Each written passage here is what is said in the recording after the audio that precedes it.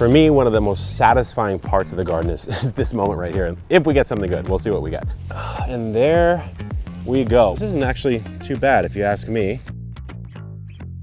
Thanksgiving is a holiday that is all about the food. Believe it or not, we buy 250 million pounds of potatoes for Thanksgiving, 50 million pounds of sweet potatoes, and almost 500,000 pounds of pumpkin, which is a shame because you can grow all of it in your own backyard. My name is Kevin Espiritu with Epic Gardening, doing a series here with Food52 on growing epic groceries. And in today's video, I'm going to show you how to grow some absolute Thanksgiving staples. Kicking it off with a Thanksgiving classic, pumpkins. This right here is my pride and joy this season, Craig Johnson. We actually let our audience at Epic Gardening name this pumpkin, so that is why he is named Craig Johnson. I don't know who Craig Johnson is. But pumpkins really are just squash. They're in what's called the cucurbit family, so cucumbers, all sorts of squash. And if you want a pumpkin, maybe not this big, but just a normal sized, beautiful pumpkin for pumpkin pie, I will show you exactly how to start seeds in the garden right over there. Here we are in my backyard garden in a nice clear area to plant these pumpkins. And with pumpkins, you want to do what's called direct sow, which means take the seeds out and put them exactly at the spot you want them to be in the garden, as opposed to maybe starting the seeds on a windowsill. And you just want to get the soil nice and loose, because pumpkins, unlike many plants, are planted in a mound. I'm going to go ahead and take my hands and build up a little mound here. Pumpkins are about 3 to 4 months. So 3 to 4 months before Thanksgiving, you want to be thinking about this direct sowing process. What I'll do is just make a tiny depression, and unlike most seeds, I'll drop more than one in. I'm going to do about 3 or 4 here. Just sprinkle them in, cover it up. You kind of need more than one pumpkin growing in the pumpkin patch to have the ability for it to get pollinated to produce those beautiful pumpkins. So we'll water it in, and then once this sprouts, you'll want to remove all seedlings except for about 2 of them. So leave 2 vines per mound. Pumpkins are a classic summer crop, so whenever summer is in your climate is when you want to plant them. But if you're trying to hurry up, I'll show you a technique in the greenhouse for starting them in trays that you can then use to put in the ground. Welcome to the greenhouse, where I spend a ton of my time no matter what the season. And I have a little pumpkin seed in my hand. Seeds need water and heat to germinate, and water sometimes can take some time to get into the seed. So if you take your snips, see this little pointy part? You just cut the tiniest little sliver of that pointy part out, and then grab a container, some nice potting mix, and drop it in about 1 inch deep, pointy side up. Cover it up and hit it with just a little bit of water to get that process started. And what that'll do is it'll allow the water to get into the seed quicker. So once these sprout, they'll look something like this. I'll take these out to my bigger pumpkins and show you some tips and tricks, and also how to transplant these into your garden.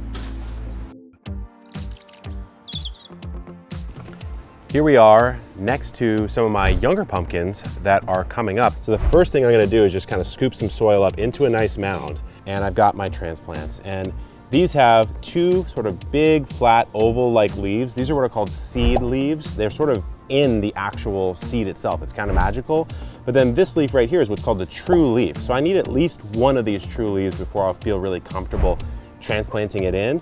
So what I'll do is gently take it out, and I'll just take 2, because remember, we want to plant these in mounds of at least 2. If I was to plant this in and just match it at the height of the soil, it would flop over like that, right? So what I'm going to do, come in with your trowel or your hands and go a little bit deeper. You can actually go right up to the point where the leaves start to form, and the soil kind of acts as a little cushion for it. You want to give it enough space, because as you can see over here, these things will sprawl. They love water. These huge leaves need water. They drink it every single day.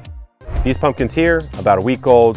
These ones over here are 4 to 6 weeks old, and my big pride and joy giant pumpkin is about 2 months old. If you have a successful pumpkin and you're wondering, when am I actually supposed to harvest this? I'll give you a few tips. So one of them is what's called the fingernail test. So you come in and grab a fingernail and try to indent the skin. If you can indent it very easily, it is not ready yet. Another one is if you take a look at the back side of the pumpkin, the stem should be more whitish gray than green, and it should be quite tough. Remember, pumpkins are maybe 90 to 120 days, 3 or 4 months. So if it's been 4 months and it passes some of those tests, it is good to harvest. I'm gonna let my friend Craig Johnson cook a little bit longer, see how big he can get, but this next crop is a Thanksgiving side dish staple.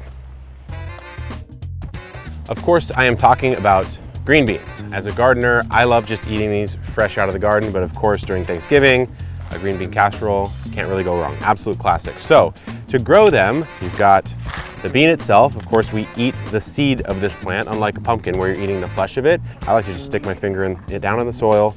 You can space them maybe 4 inches apart or so, and then I drop 2 beans in each hole. Beans do have a really interesting property. They're a legume like lentils or peas, and all of those crops have the ability to sort of steal nutrients from the air. I would just take seeds. It's cheaper, you get a lot of cool varieties, but if you want to, you can transplant in just like this. They'll go a little bit yellow for the first week or 2 after you transplant. It's really just the roots settling in.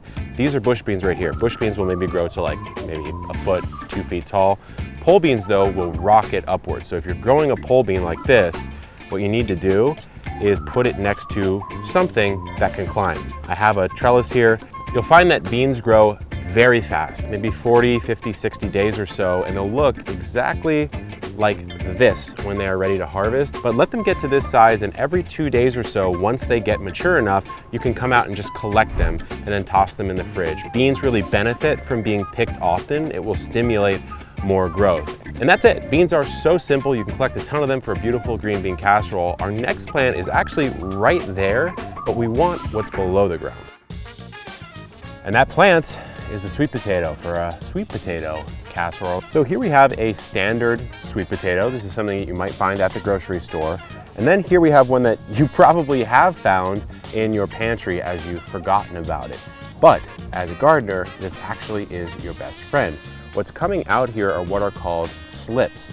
This is the part of the sweet potato that when you go to the nursery and buy, you're actually buying a started slip. So the slip that has some roots sticking out, and that's what I have right here. If you're growing sweet potatoes, I do recommend either just saying you only live once and throwing this in the ground, seeing what you get, which is totally fine, or going to the nursery and buying a sweet potato start just like this. You're growing the plant and what you want to eat is under the ground. So you got to give it its own space. Don't crowd it out with anything else. You can even see a little chunk of sweet potato here, and you can see all the roots that have come off of it.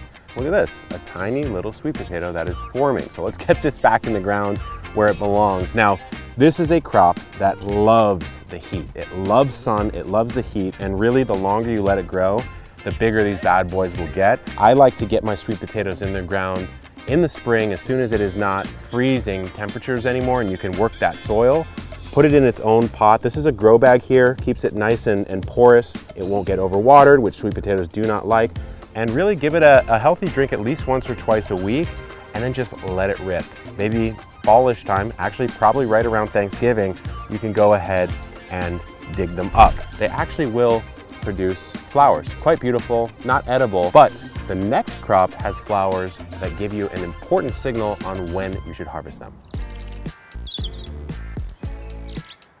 Believe it or not, this plant right next to me is a potato plant, and these little white flowers are potato flowers, which actually indicate something very special is under the ground. But the easiest way to grow a potato is from a potato. This one's been in my pantry for quite some time and it has started to sprout.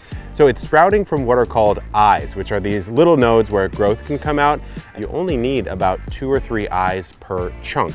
So that's why I have my cutting board right here. So I have 2 eyes on this chunk right here, and I have, I don't know, about 3 or 4 eyes on this chunk right here. Now I'll have 2 potato plants instead of 1 from the same potato.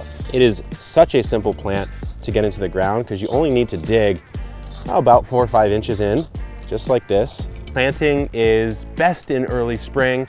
So what I like to do is I will plant them with these sprouts kind of pointing up because that's where they want to be, right? They're going to come out of the ground and grow like this. So I'm going to take the cut side and put it down into the hole, just cover it up. And in fact, early on, you could water this, but you don't even really need to. You can just kind of crumble the soil over, cover it up, you are good to go. So I mentioned the flowers and why they're so important, and it's because it tells you when to harvest a new potato or a baby potato. And because potatoes are underground, I've done this more times than I can count, you can stab them on accident. So you're gonna wanna find where the base of the potato is. And I'm gonna come about a foot outside come in with my trowel here and my trenching shovel, get down deep, and there we go. Well, I see one right here. That one's pretty nice. But the ones I'm kind of looking for are these little babies. These are your new potatoes. For me, scalloped potatoes, mashed potatoes, absolutely love them. Let me know down in the comments what your favorite Thanksgiving potato recipe is. Let's check out the rest of the harvest.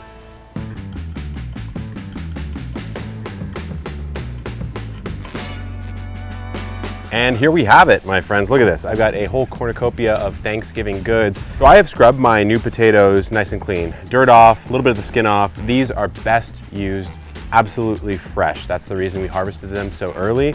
But if you do have some older, more mature potatoes, great way to store them is just to leave them as is, skin on.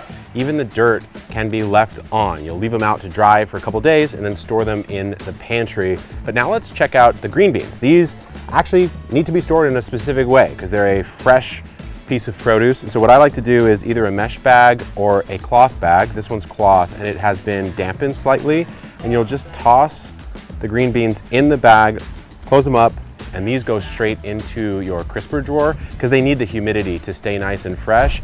And then the pumpkins, they should store for about a month or two, but I would use it fresh. It's a pumpkin pie, right? So you can check out some of Aaron McDowell's recipes for Thanksgiving pies. This has been Kevin from Epic Gardening, showing you how to grow epic groceries. Happy Thanksgiving.